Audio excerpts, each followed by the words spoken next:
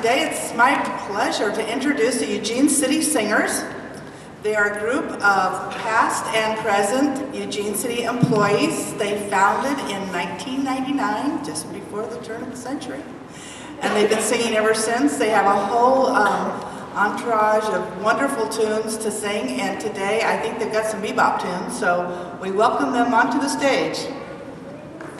Welcome, Eugene City Singers.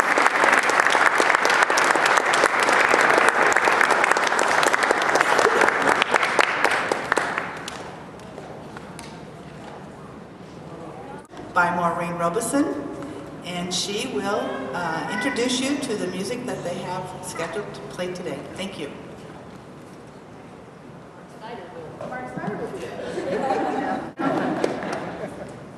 Thank you all for coming, and thanks for staying to listen to us sing. We are the City Singers. We've been together for almost 14 years now, and we're all an auditioned group of folks who just like to get together at our lunchtime once a week and rehearse and do performances like this. We're actually having another performance coming up on the first Friday at the library, Friday, May 3rd. So come out and hear us there if you'd like, because it's one of the best places I've ever sung before. It's in the spiral rotunda where the spiral staircase goes up.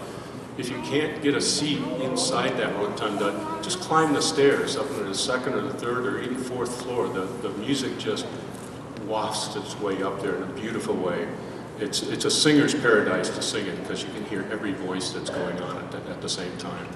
So come out and hear us sing. We have a lot of, why do we keep singing after 14 years? It's because it's good for us, it's good for your health, it's good for stress, it helps relieve our job stress at lunchtime.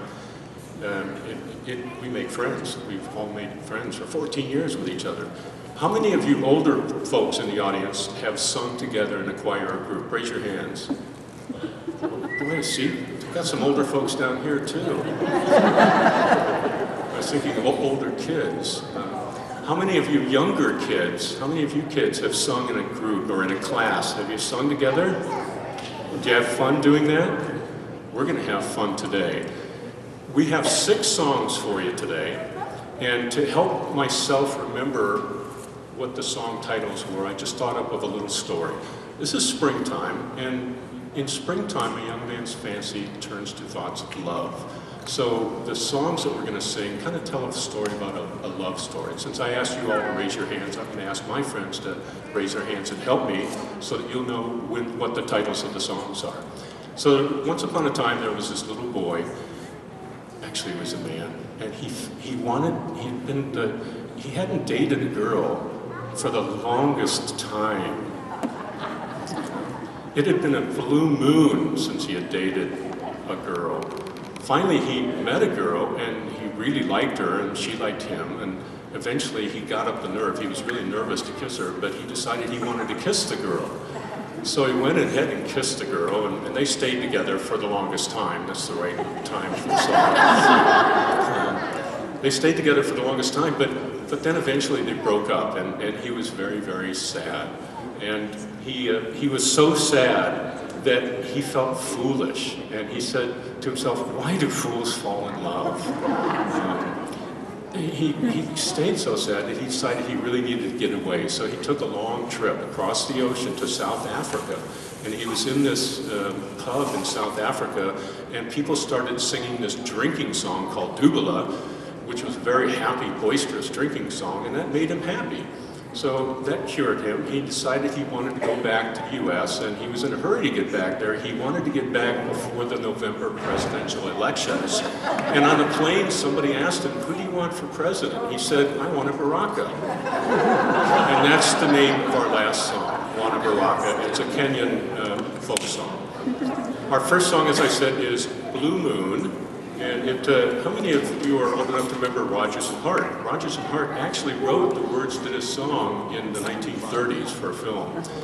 Then it was popularized by a rock group a little bit later in the 50s and 60s, and this arrangement has a little bit of both of the styles from Rodgers and Hart and the more modern ones. My friend Tracy Calhoun is going to lead us off in Blue Moon.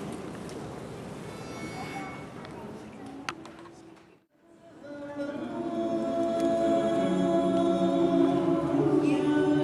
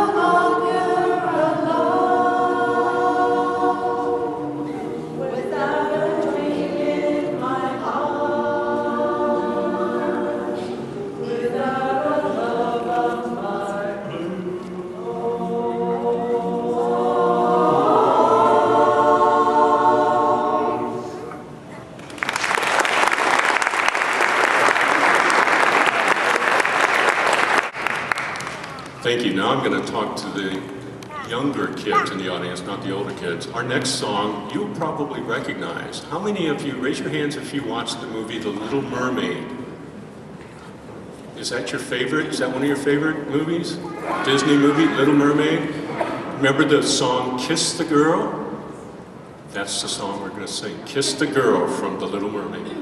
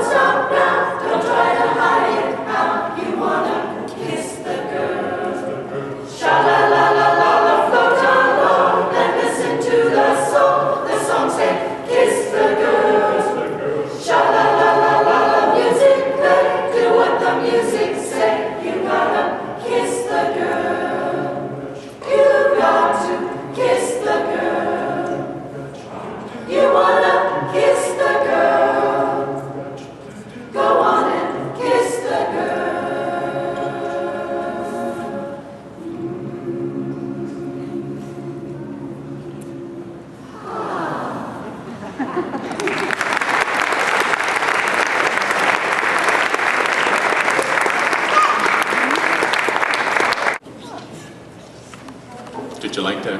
Yeah. Do you remember that from the movie? Yeah. You probably won't remember this song. This song, the next song is called For the Longest Time. It's a Billy Joel song, and David LaJoy will be our soloist.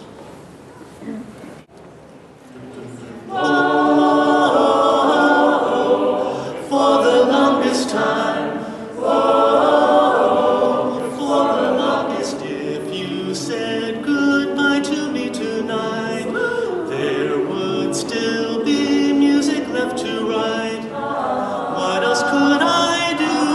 I'm so inspired by you. That hasn't happened for the longest time.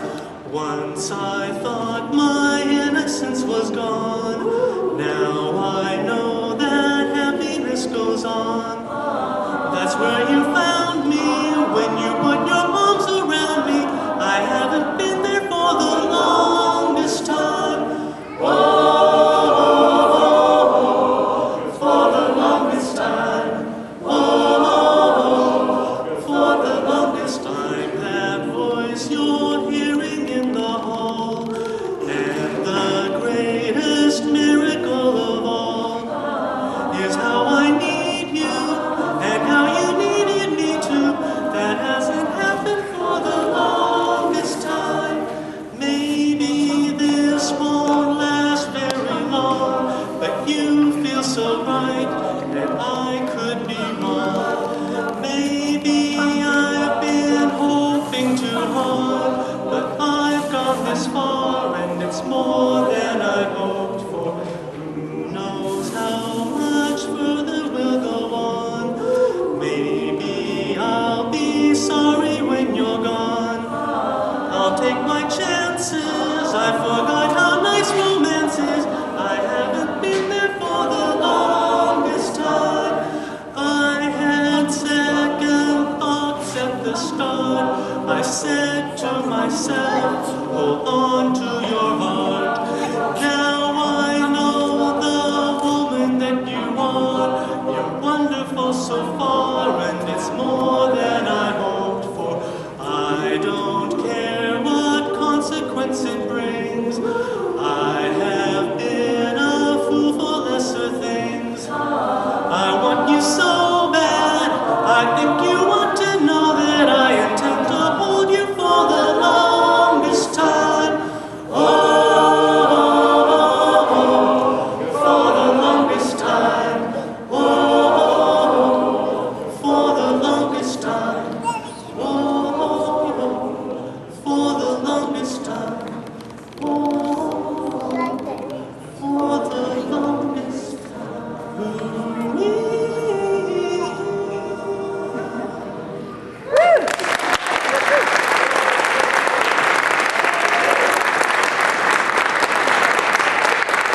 Thank you, Dave. Thank you. Our next song was a #1 song in 1956. It's called Why Do Fools Fall in Love, and it was originally performed and made famous by Frankie Lyman and the Teenagers. How many teenagers do we have in the audience here?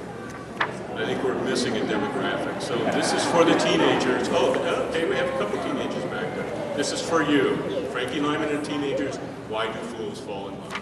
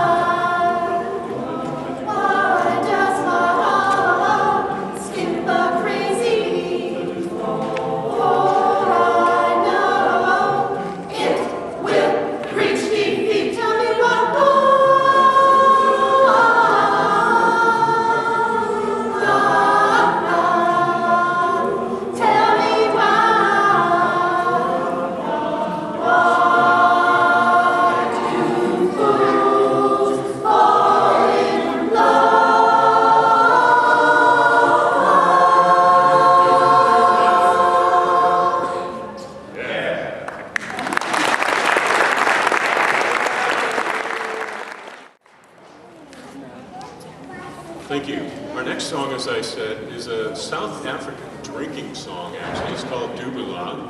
It's a boisterous, party-hardy song, and I'll put the Eugene twist on it by saying to you, just liken it to the song Shout from Animal House. Here's Dubula.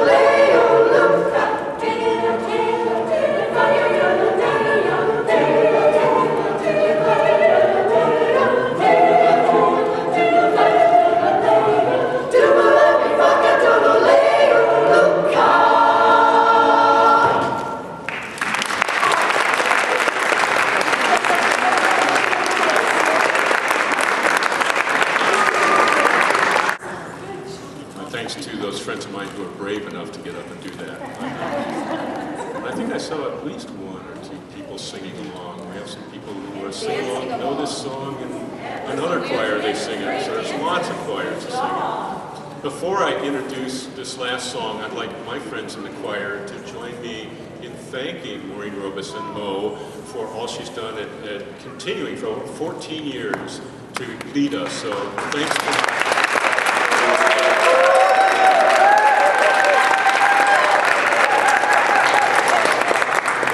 This isn't the first time that Mo has led us in a little performance here in the showcase, but on Thursday, May 9th, you may know that the Tibet Peace Concert is going to be held here in Silva Hall, and it's going to be Mo's debut directorial performance in Silva Concert Hall. So come out on Thursday, May 9th for the Tibet Peace Concert. Our last song is, as we said, Wana Baraka. And it's a Kenyan folk song, a religious song, and it talks about how much benefit you get from praying and being happy. It basically says, those who pray have joy and peace and well-being. Hallelujah. So here is Wana Baraka.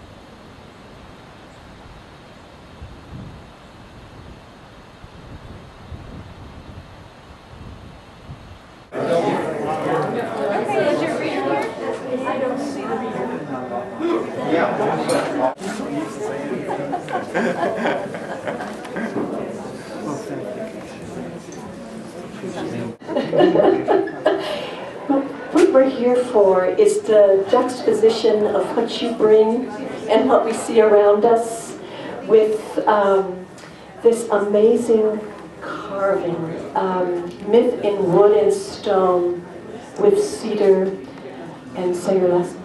Corradio, with cedar Corradio. And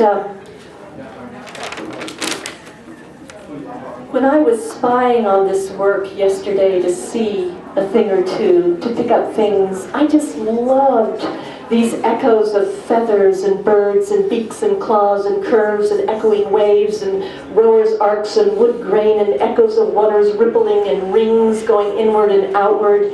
And that watcher's eye, its curve and its arch, the seer and the seen, the flight, the journey, the Celtic agog and the Native American bird's look of untamed woe, all of this with a playfulness and